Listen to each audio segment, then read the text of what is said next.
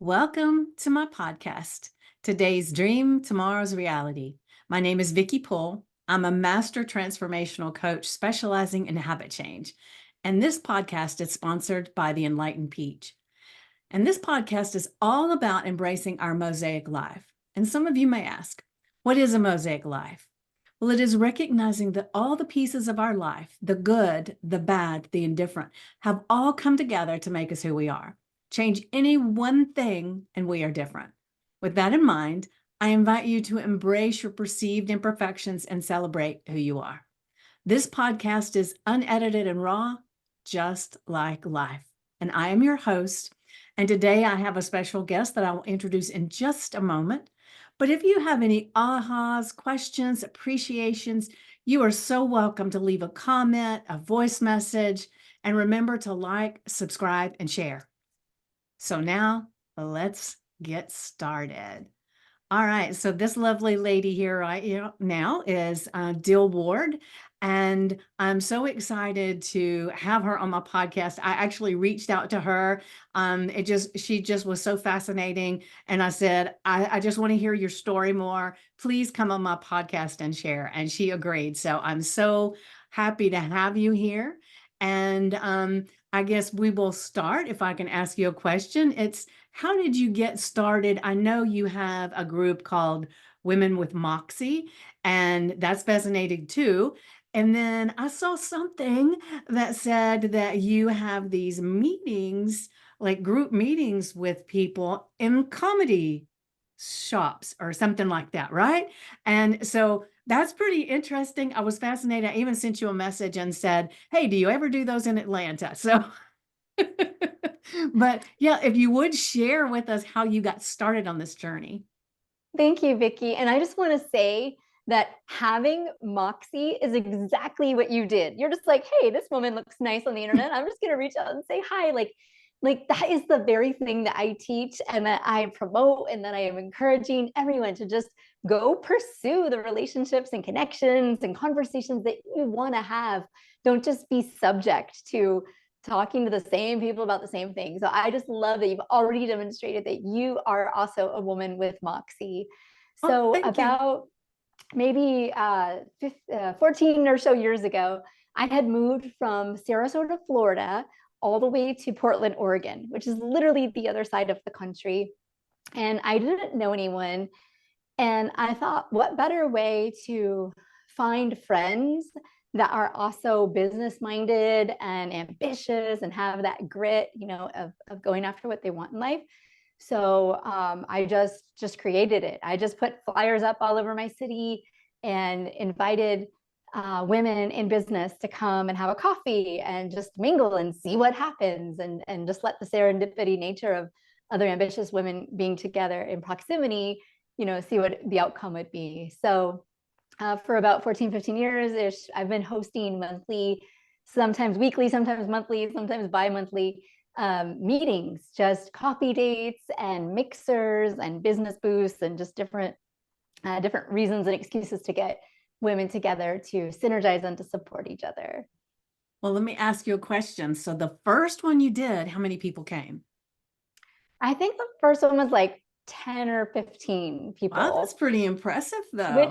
but social media and all the access that we have to humans now, like if you get really clear about the common denominator of people that you want to assemble, it's really easy to just sift through profiles and pick up on people's energy and just say, like, I think they'd be down to play and like experiment in this. So that was back then. Even I remember just like telling the internet, hey, I'm doing a thing, who wants to come? And since that time, so we've been hosting them in Portland, Oregon now for a long time, but throughout the season of this organization, we did a pop-up tour. So I went to 5 cities. Oh, It was like nice. down the West Coast. It was like Seattle, San Francisco, LA, San Diego. And we just ran some marketing and ran a video that we produced that was just like, women, you want to have other friends that are women in business connecting. And so I just went to all these different cities, picked a coffee shop I had never been to off the internet, looking at Google Maps, showed up and just watched a room full of women show up in every city with the like, I got Moxie, so. Oh, fantastic. Oh man, that just kind of gives me chills. That is so fun. And so are you branching out to other areas, or are you kind of staying in that place? It has so many iterations. There's been different women throughout the years that have been really inspired by our organization and have moved to other cities, and they've asked, "Hey, can I start it there?" So we've tried different chapters. It's obviously a lot of work to run any kind of community group or special interest group, to maintain meetings and maintain energy and enthusiasm for it all, right? But Right. currently, we do have one running in Corona, California, and also Las Vegas, Nevada. We have two women there. They are also realtors. So I'm a realtor by trade. That's my Yeah, day that work, was if going to you be my will. next question was to ask you, but go ahead. Yeah, so that's my business. But Women with Moxie is my passion project, and as kind of my big sister, because it's so many women that are more senior to me in life and in business who just come and participate and then just share their wisdom, about life and stuff. So but yeah, so these other women are realtors in these other cities, so I've helped them build their business through through attracting and serving and providing a community for other women in business. Amazing. Well, I know you have a Facebook presence that is Women with Moxie, and because I've looked at it after to be honest with you, I reach out to people all the time, and some answer and some do not, because when I get into a group and somebody posts something and it just like whew, I've got to know this person. I'll reach out. And so I don't even remember where I saw your post that you put out. So but I did go and look, and I may even be in a group that you facilitate. That I you're can't associated. even. Yeah, we have one group called the Online Connection Cafe. Okay, I think that might be it. Maybe that, So, yes. yeah, I don't know. If you're like me, I belong to a lot of groups that Yeah, a lot sometimes of I'm in and communities. sometimes I'm not. And but it is always fun, and I love having the opportunity to see people's thoughts, because it's not just watching them and everything. It's the things that they post, the things that brings joy to their heart, or things that upset them, and sometimes somebody will put something up and about something that happened in their life, and I'll think, oh, that's a good life story. So when you were moving from, you said Florida, was it Florida? Florida, yeah. Okay, East. That was on from the East Coast. Florida to Portland, that is a huge change. So was there a reason that you picked Portland? I've been there because my daughter moved there at one point. And it's a little bit off the beaten path as far as the mindset of things. When I was there anyway, I was there doing the reset kind of thing. But so what actually made you feel like that was the move? Yeah, I mean, I wish I could take credit to say that I was a thoughtful planner and really, picked many cities to choose from that were calling me, and that I, landed in one. I wish that were my story, because that sounds a lot more romantic. And it's so many of the clients that I help move to Portland, that is their story. They're picking the city based on multiple choices. But for me, I was living in Florida, and I was a realtor and real estate investor. I was remodeling some properties. I had a lot of things going, but my dad had relocated to Portland kind of spontaneously, I guess, and he had been there a few years, and he had some health issues, and I just knew right away that he was at end of life, and I needed to literally hop on a flight the next morning and come be present. And so through that, difficult process and grief of losing my dad, I did happen to go on a dinner date that landed me my now, 15 years later husband. And Ooh, I kind of didn't return on my round trip ticket. So that's even better. That's more romantic than picking out all these places. Now get real, girl. I know. And so, yeah, when I look back now, I realize that it was just a lot of leap of faith and opening my life up to a new reality and losing my dad and a new love, and then honestly, I fell in love with the city. I was living in a smaller town in Florida, so the idea there were so many places you could go after 9 or 10 o'clock to go see music or art, or just it's so much nightlife and energy and stuff. So it was at the right time of my life that I was like, this is fun. Yeah, I So, bet.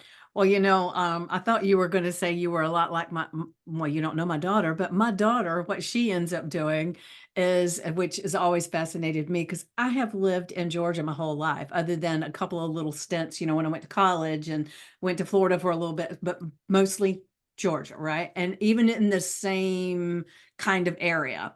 But my daughter, who is an adult now, what she does is she just gets on a whim, and she, like, one day she came and she said, "Mom, I think I want to move to Denver." And I said, "Really?" I said, "Well, okay." I said, "Do you know anybody there?" "No." I said, "When are you going to go?" She said, "Next week." And then she's done that several times. She moved to Hawaii. She's done Denver twice. She will move to Portland. And right now she's kind of with me in the home base. And so I'm always, if she says, "Mom, I want to talk to you," I think, "Oh, where's she moving to?" so you're saying the Moxie can be transferred to I the guess offspring. I so. Yeah. like this. I like Yeah. this. Good to Just in a different way. Because I think I'm too planted, with the business and family and everything. Whereas I've always encouraged her to do whatever makes her feel good, and to that she can do anything if she chooses to. And so she has the wings that, take her places, I will say. That's awesome. Well, I'm glad she did a stint here in this weird little city. Yes, yes, yes. And it was during COVID that we were there. And so I didn't get to see some of the things because so much of it was shut down. But what I did experience was really nice. I really enjoyed being there. So do you feel like you've got this presence online, you've got the groups? You're still doing groups in your hometown, or two, right? Or is it just the Yeah, two other? yeah. We just had 2 events this week, and I say to myself, oh, you had mentioned in the bio, and I'll just circle back to it. Is that so? Okay. We have hosted this event in every kind of venue you could think of. Like, we started in the back room of a wine bar where there are literally like stacks of boxes and stuff like next to us, and then we moved it to different kinds of spaces, including like a conference center in a hotel, and a meeting room, and just all kinds of different spaces. But now, right here in Portland, we have a comedy club that is women owned and nonprofit, and they allow us to use their space to host our networking event. And I have a stage, and I have lights, and I have all this cool stuff. And then I get to tell them, well, networking and improv are literally like the same thing, because you're just making it all up and you don't know what your mouth's going to say. Yeah, yeah, yeah. That's kind of like what we're So doing here.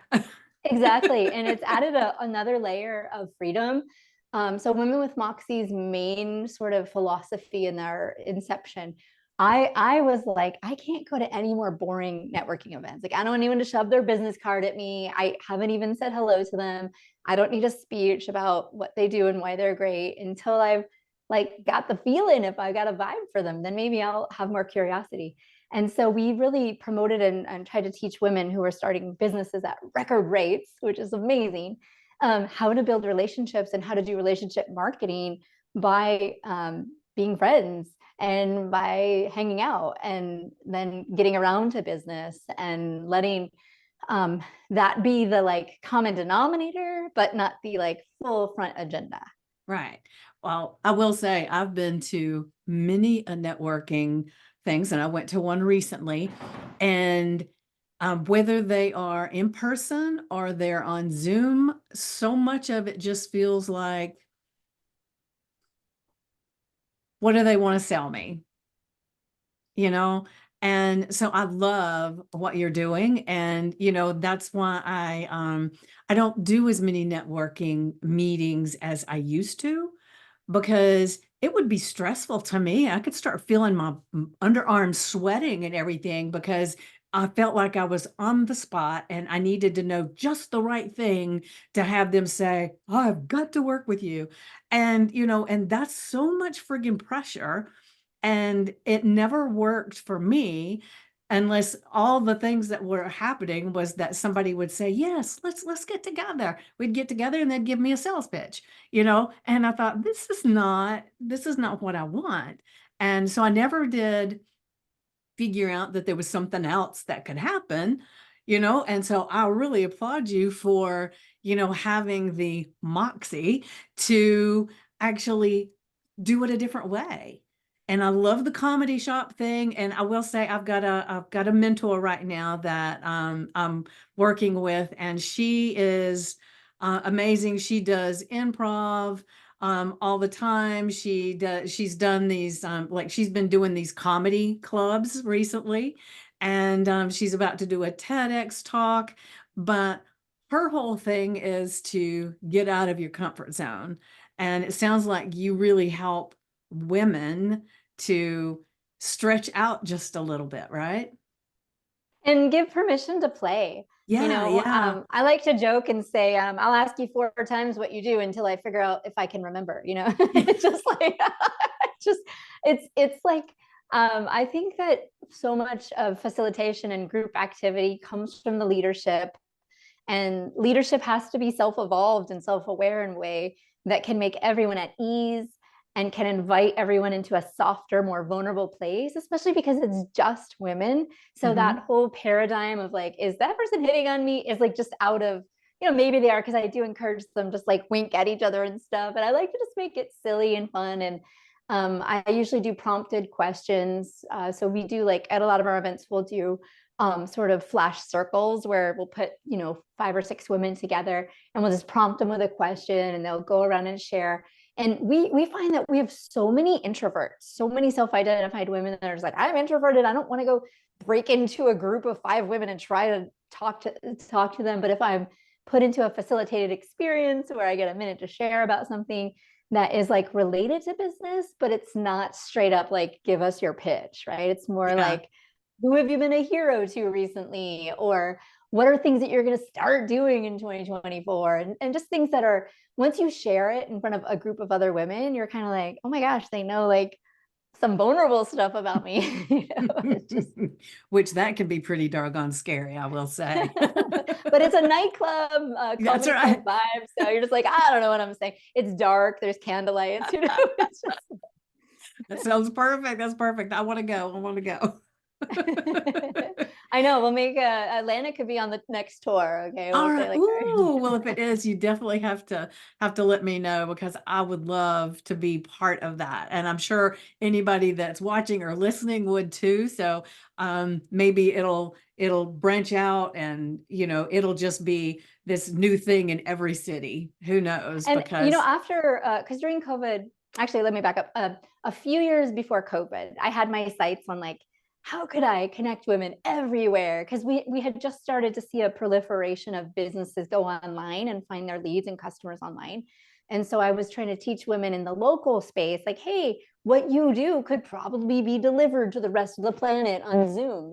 yeah, And so I was so gung ho about it that I hosted, I think, about 75 online coffee dates that were just like, I would just literally send out a link everywhere and anywhere to say, join us and see who shows up. And we'll do these breakout circles. And we had like a woman in a cave in Spain just like show up and be in this like these calls with us. But then it was COVID, and everyone was forcing every meeting to be online and every yeah, experience to be online. And I didn't like it anymore. I was yeah. It like, there lost goes its my little sizzle. playground. Yeah. Like, You know, it's funny that you say that, because I'm one of those people, like, for a long, long time, I had really dark hair and I had these purple pieces in the front. And then I would have the white in the front. And then I would have blue, or I would have green. And then, because I'm a hairstylist as well. And so as a hairstylist, I was always doing something different. And then what started happening was all of my clients wanted that same thing. Or I would see, I would get in touch with, go to a meeting or something to be a bunch of hairstylists, and they'd all have the same thing. Well, then I didn't want it anymore. It was like, yes, it's not different anymore.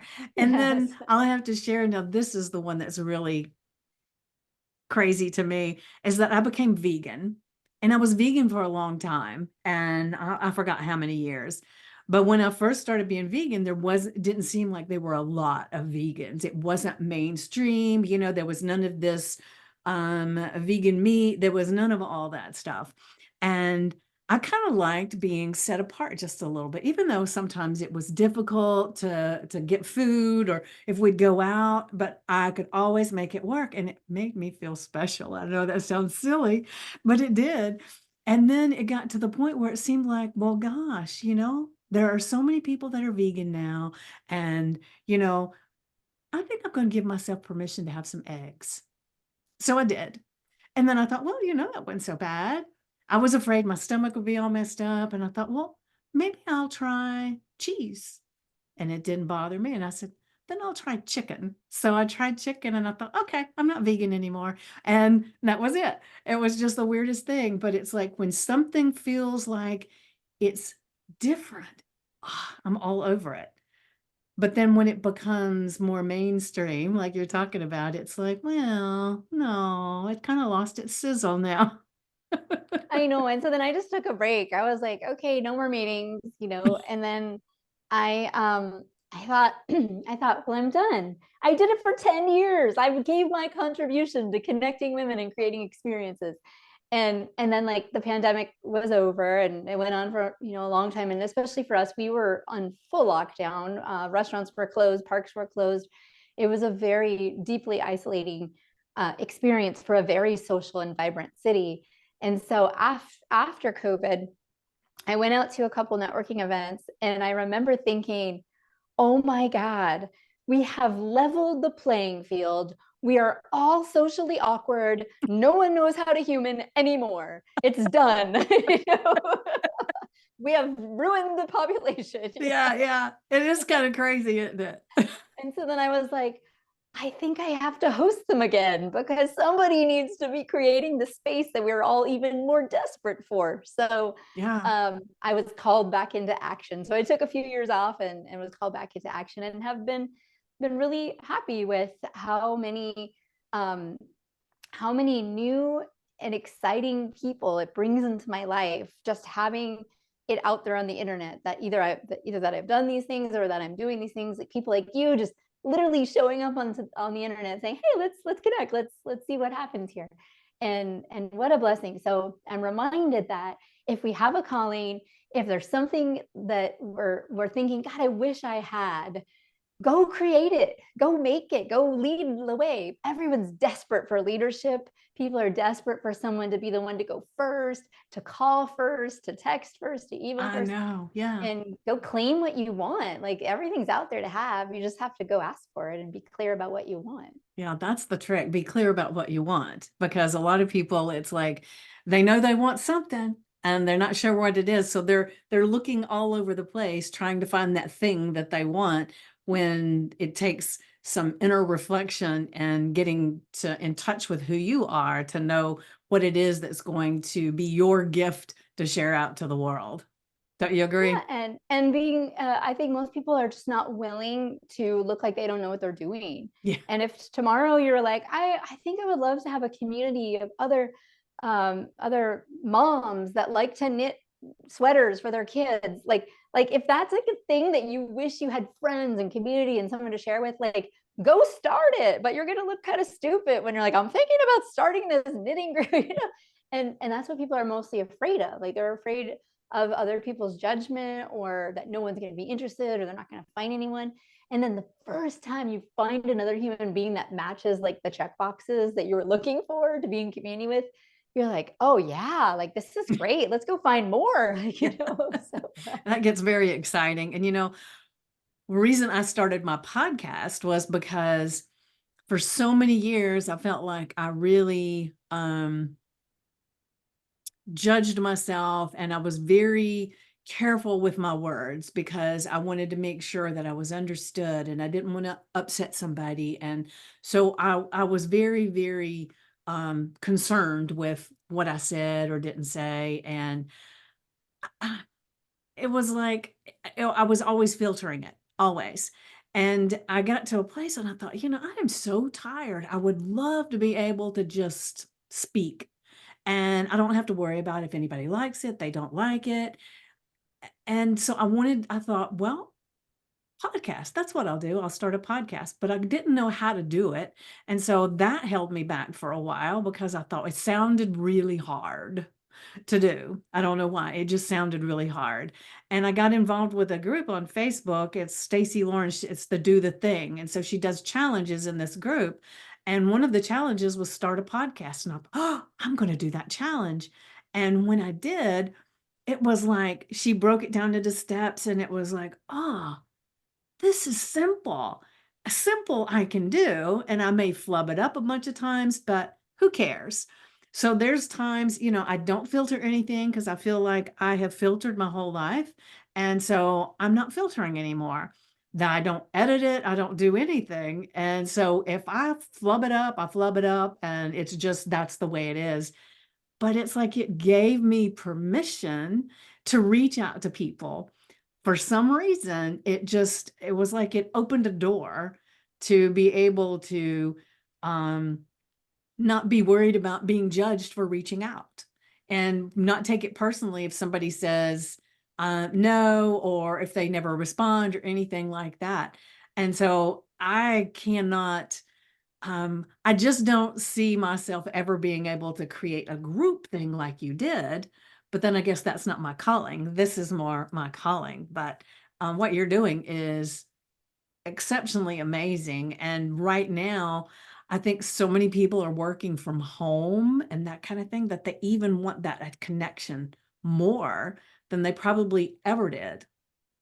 Yeah, and a lot of people moved during the True. pandemic. A lot of people had forced moves. They had to be closer to their family that they had to take care of, or just needed to get out of, or the political side of everybody just not liking what was being mandated in the areas that they were in and didn't agree. And so, because of that, people moved, and then they're so isolated. There was no way to connect, and finding new community when you've moved somewhere is hard enough, and then add a layer of everything's closed and there's no cool events.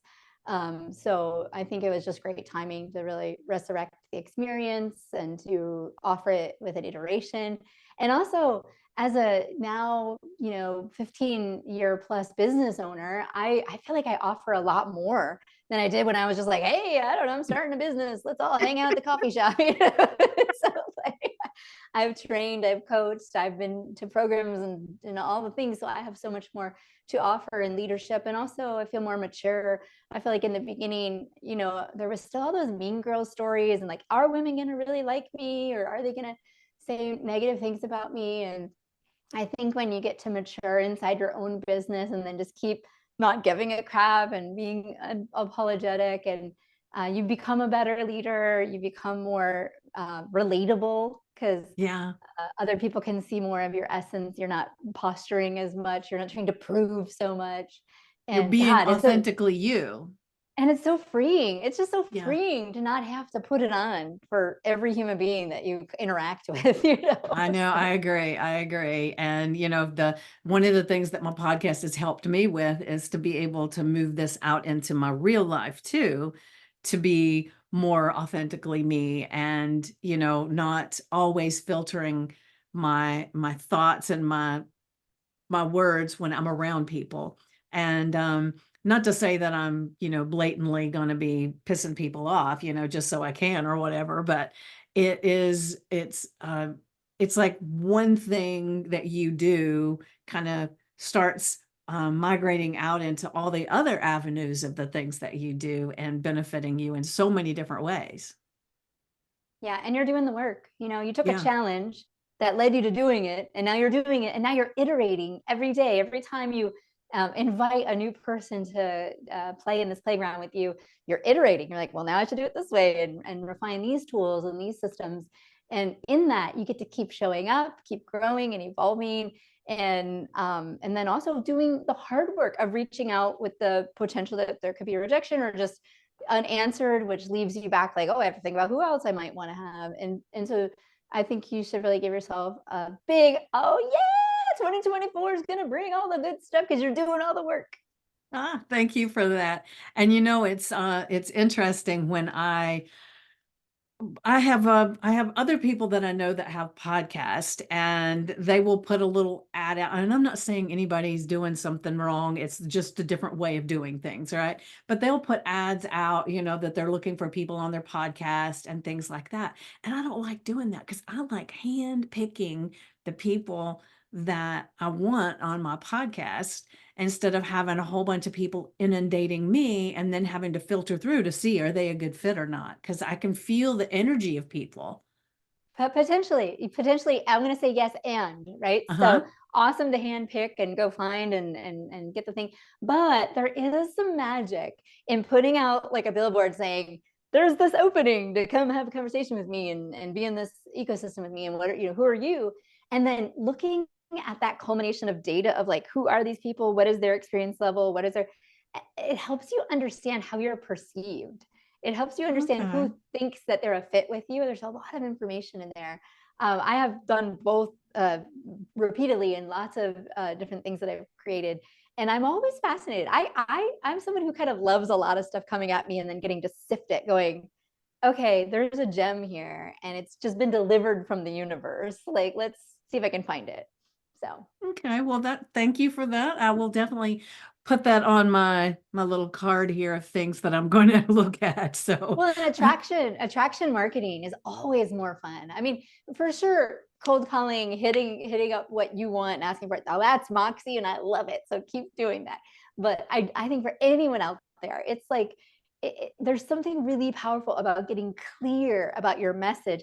And I like to kind of spin it back to the earlier part of the story where I said met dream man husband in city I'd never been to in less than a week. It was because I put an ad on a dating site and I was so clear about all the things that I was looking for. And to do you kind of tie remember back what to your those were? others. Yes, I was going to say to tie back to your other story. Okay. So I have been vegan. I've been vegan for 20 years Okay. and I was vegan in Florida where that's almost an impossible feat. Yeah. Totally agree with you when you said it's like nice to feel special. No longer feel special as a vegan in Portland because apparently when the vegans were birthed in the universe, there was a They all mothership. landed there.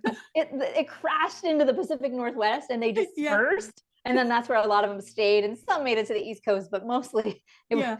I don't know, that's like where the aliens landed, but so they're all here.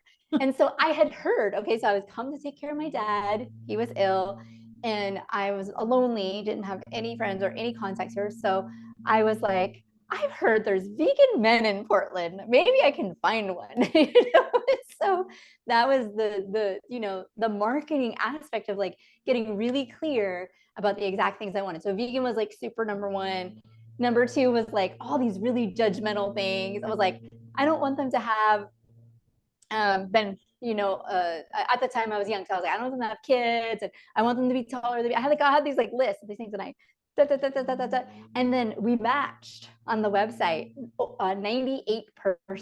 And Wow. it was to this day, where this is 15 years later, we are still like, well, there were those 2%. And we were both very clear about the things in the profile that well, like, well, in your profile, you did say that you did it. and That's too so funny. I've equated that to marketing. I've equated that to business development, to friendship development, to, you can get clear about like what you are looking for in any area of your life, a house you want to live in, a business you're trying to create, partnerships you're trying to create, and then go out there and put marketing out there, put an ad that says, looking for people who want to do this thing and see what that attracts in addition to like going out and making personal contacts too. But there's something magical about advertising and marketing, especially when you're not like super boring, like when you're like when you're fun and you say the real words that express what you're really looking for. It's like a dog whistle for someone who's like, oh, that's what I'm looking for. I love that. So do you think yourself to be an extrovert? Yeah, I would say early in life, I was introverted, and then maybe just a series of experiences that evolved me. I like to say we kind of start out turds, and then I became a polished turd.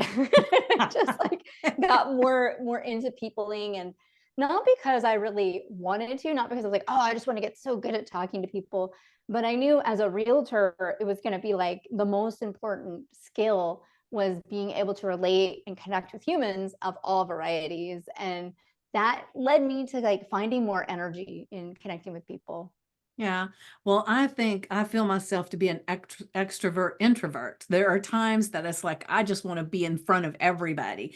And one of the things I have to sometimes pull myself down from doing sometimes is if I get into a group setting with people like in a class or something, I want to be the one talking. And it's like all of a sudden I'll think, holy shit, I'm the only one that's speaking. So I better hand back. So I'll go back a little bit and then they'll ask a question and then nobody's answering. So then I'll say, okay.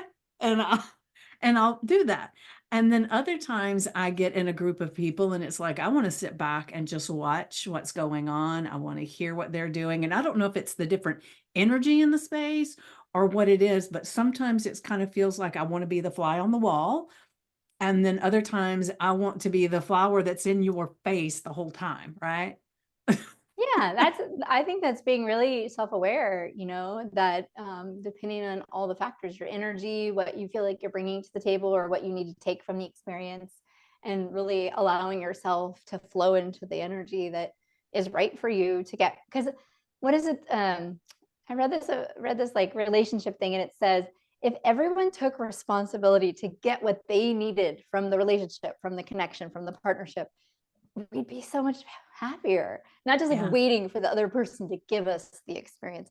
Like I tell right. that to my attendees at my event. I'm like, hey, I got all the cool people here, but it's up to you to make it happen. Like if you want to walk away from this saying that was really fun, it's up to you. You gotta like make yourself available to talk to and make yourself interesting, right? So I that's part of my joke routine is I get to prompt women to think about this. And whenever we're starting the circles, I'll usually try to just make it ridiculous. I'm like, okay, everybody just stare at each other for 1 minute. Like, just like, and they're all like strangers, just like looking at each other, like smiling, a little giggle, and a little like that little girl flirty kind of energy comes up. And then I say, okay, now I'll talk. Because it's just like getting in the state, you know, and it sounds like when you go to experiences, you know how to just allow the state that's right for you and getting what you need from the experience. Yeah, definitely.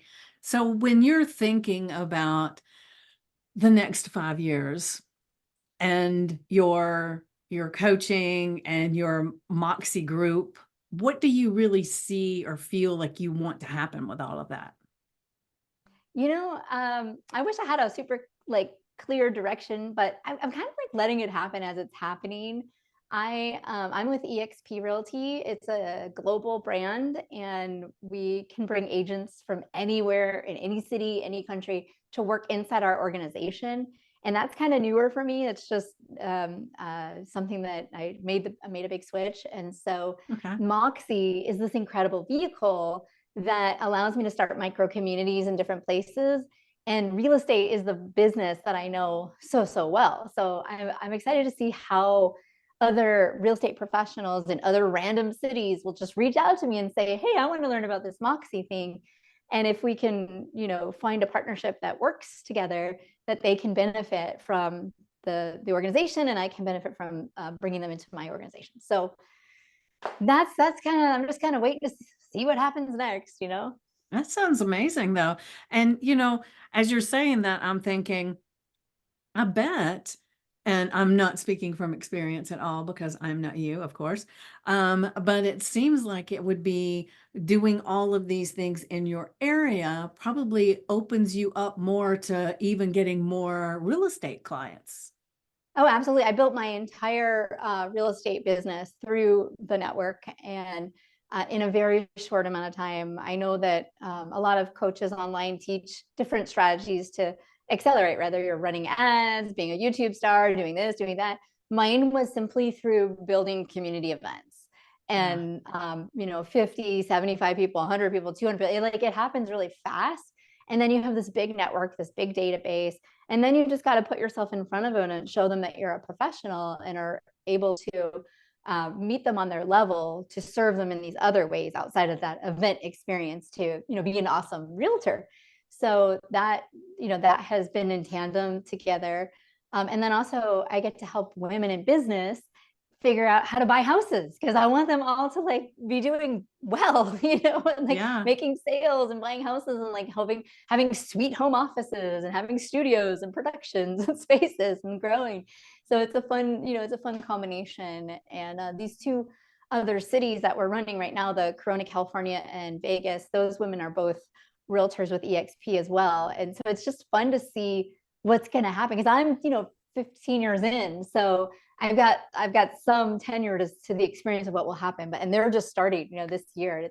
It's so fun because they're filling rooms up of other women in business who are like, hey, I want to make friends. And so I know that it will trickle over to their real estate businesses and help prop that up. So as it just well. started in January? No, they've been doing it since fourth quarter last year. Oh, okay. So, Okay.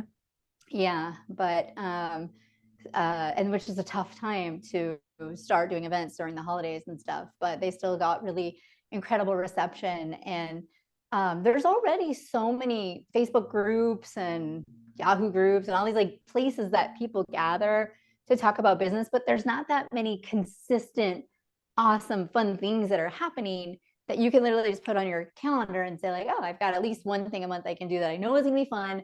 I'm gonna walk away with new contacts, new leads, new inspiration, a little more energy, a reason to put on a cute outfit. And and so we've, it's not hard to get it going. Let's just put it that way. In any city, it's not hard to get it going. No matter how many other things are happening, there's always room for greatness. Yeah, right, right. Well, so I'm just thinking about all this stuff because it's like this symphony of things that happen to make this all work so smoothly. And you are quite um the master with just having the orchestra leader and creating all this stuff. So kudos to you, because it really takes somebody with not only moxie but some amazing talents to be able to make a decision that I want to have all these people get together. Not only that, but to make it happen and figure out all the nuances of creating that, because that's pretty special, you know? Yeah, a lot of experimentation. I like to joke and say, like, I think it was 3 years of running the event that I would literally be standing at the back of the room and I'd say, hey, can you go make announcements? Was like, I'm not going to go up there and talk to everybody. That seems kind of foreign from who you are now. I know. Like, now I'm jumping off the stage and light up shoes and like being crazy. But I just remember being like really just unsure. Like no one's gonna want to hear what I have to say, and go up there and tell them when the next one is, and because of that, I feel like I can witness the growth that I had from Yeah, just, yeah. being passionate. I've always been passionate about marketing. I love the power that marketing is. I love it's part creativity So and it's did part you go to sales. to college for marketing or anything? I did go to college for marketing, but ironically, my degree was back when we were just starting to learn how to put banner ads on Netscape websites. So like that was digital marketing, was like, Ah, starting to okay. make click banner ads or whatever. That was like revolutionary. So I feel like maybe it was just the intersection of timing and interest, and then always having a passion for experimenting. I've always been a girl that wanted to start a puppy club or do a thing. Like I always just wanted to gather humans, for a pizza party or a whatever. And in that, when we got the entire universe in our hands on our phone, then I was like, oh, it's game on. Like Yeah. now I can go find 10 people to do anything, let's go. Yeah. Well, the thing I love about you sharing all of that is because there's probably a lot of people that are looking at you right now and thinking, well, that's all well and good for her because she's doing so good and everything.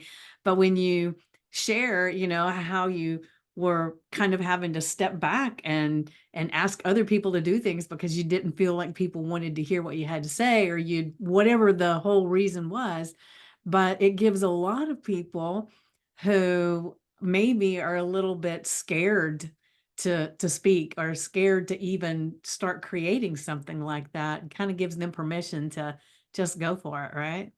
100%. And the art of gathering, it's only learned in the doing and trying and being nervous and being afraid that no one will show up, and trying again and then putting another thing out there. And also in direct relationship for that, especially if you're a business person, your relationship to money it's the funniest thing, right? So when I remember when I was first starting, I had to buy a sign, and then I had to buy like a clipboard and like a printer, and then I had to buy all these like things to get my event supplies together. And I remember being like, I spent like $100. I'm never gonna get this back. Like, what? This is not gonna work. Nobody's coming, and like, this is a waste of money. And like, and I just remember like when I think about my mindset around the investment, but at the same time would be okay. Yeah, I'll spend $500 on this advertisement campaign where they'll put me at the grocery store or whatever, because I'm trying to get business as a realtor, and like, but then I was like, wait a minute. This is way more fun marketing money to put on a party and to go a little further with it and hope for the best. But it takes a real faith. Anytime you're just spending money in a way that doesn't seem like a direct ROI that you're going to immediately return, and you're going to be in a deficit for a while, like as a business person, you're like, oh my God, I'm the stupidest person ever, until you're not. Until the Right. one thing happens and you're like, wait, what? You want to buy a $700,000 house? Let's go. like it's like this moment your brain just gets whoosh, broken, and you're like free from the small thinking, and you're released into the land of like abundance and possibility, and how you can create, and how just being nice and kind to people and being of service will produce the results that you want to be successful. So what would you give for advice to our viewers, our listeners, if they maybe are in that mindset right now of the disconnect with the money for moving things forward, or even the disconnect of feeling like they are capable of doing any of these things that you talked about? Is there any piece of advice or words of wisdom that you'd like to hand out to them? Yeah, I think being really intentional that your discomfort with spending money or investing money on an opportunity or a project or a coach or a thing or whatever you're doing to invest to improve your personal and professional development. I think the thing you're most afraid of is, are you going to stay committed? It's like once you put the money out there, you're like, yeah, now it's on you to do the work and to be committed. And one of my great coaches says quantity solves everything, meaning if you are unhappy with the results, just keep pounding, just keep efforting, get more to get your arms around, and then you can increase the results. So that is the key, is that people quit an inch before gold.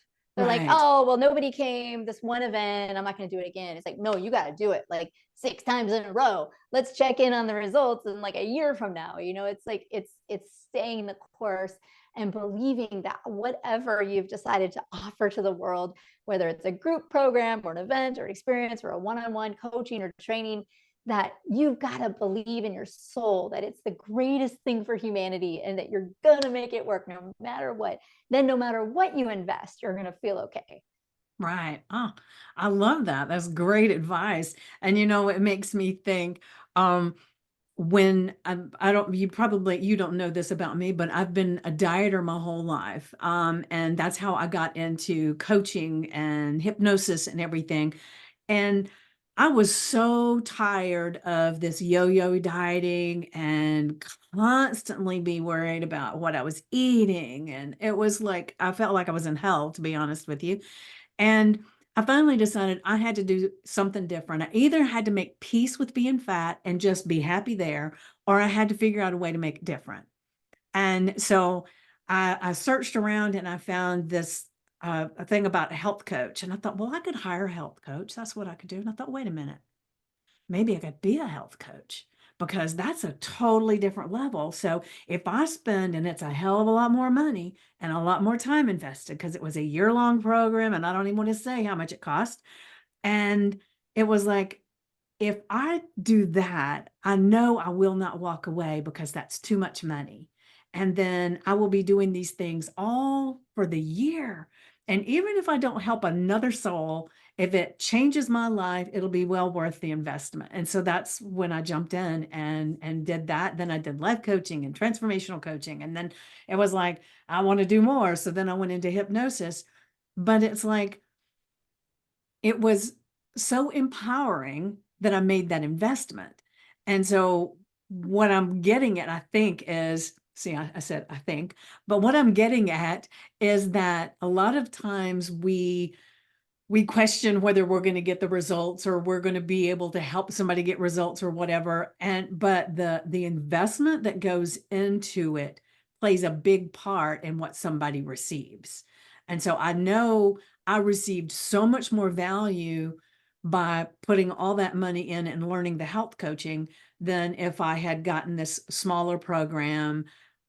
So I really feel like the monetary exchange, the energy exchange, has to be really close to what you're wanting to get back.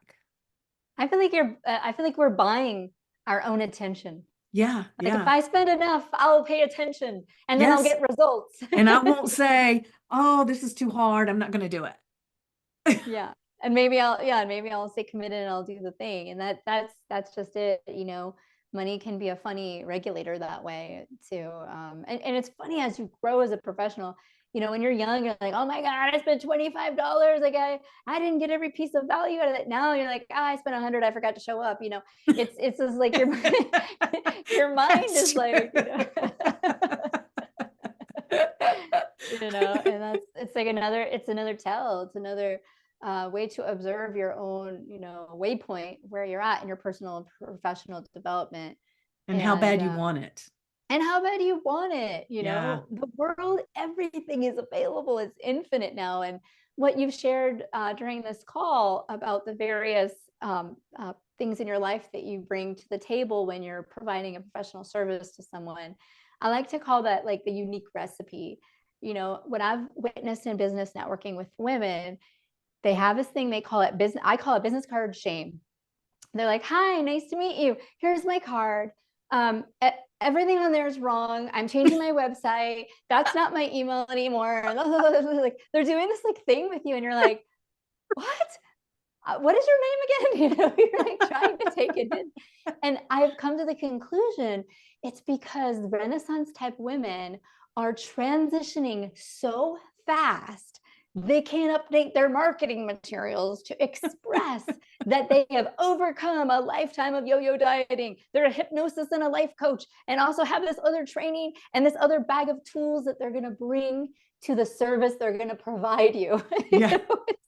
And they almost can't sum it up. Like they're just like, it's too many words, it's too many things. And so I have really come to the conclusion that we're all our own special, unique recipe of fusion cuisine, right? Remember the first time they ever had like Italian Chinese food? Like it's yeah, I know.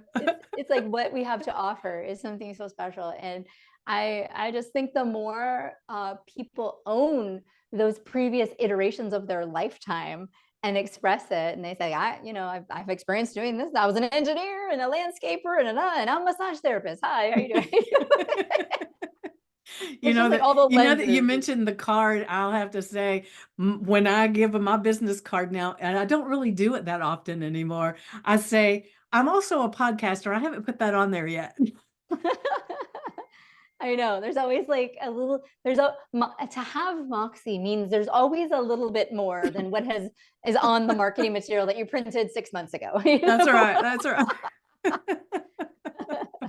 Well, Dill, it has been such a pleasure having you here today. This has been so much fun, and you have given me so much amazing food for thought.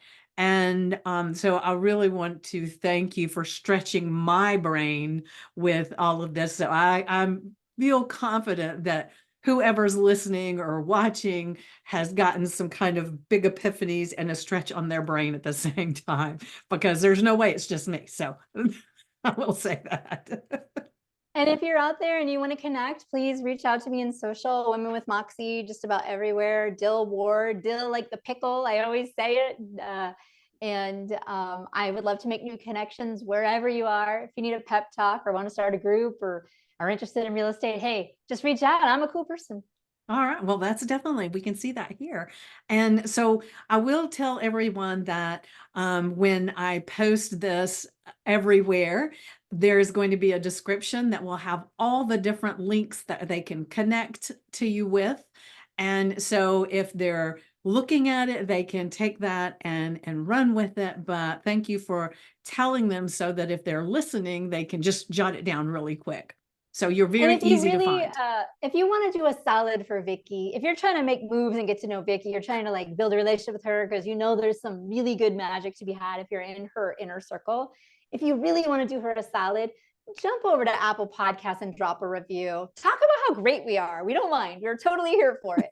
But that would do a really good thing for her because those reviews really help, and we got to all support each other. Thank you for that. That was perfect. I'm going to have to see if I can clip that and put it into every single one that I do. Because that was amazing. Thank you so much, Dill. And thank you everybody for being here. And I will leave you with this. The best way to predict the future is to create it. So what are you creating? Mwah.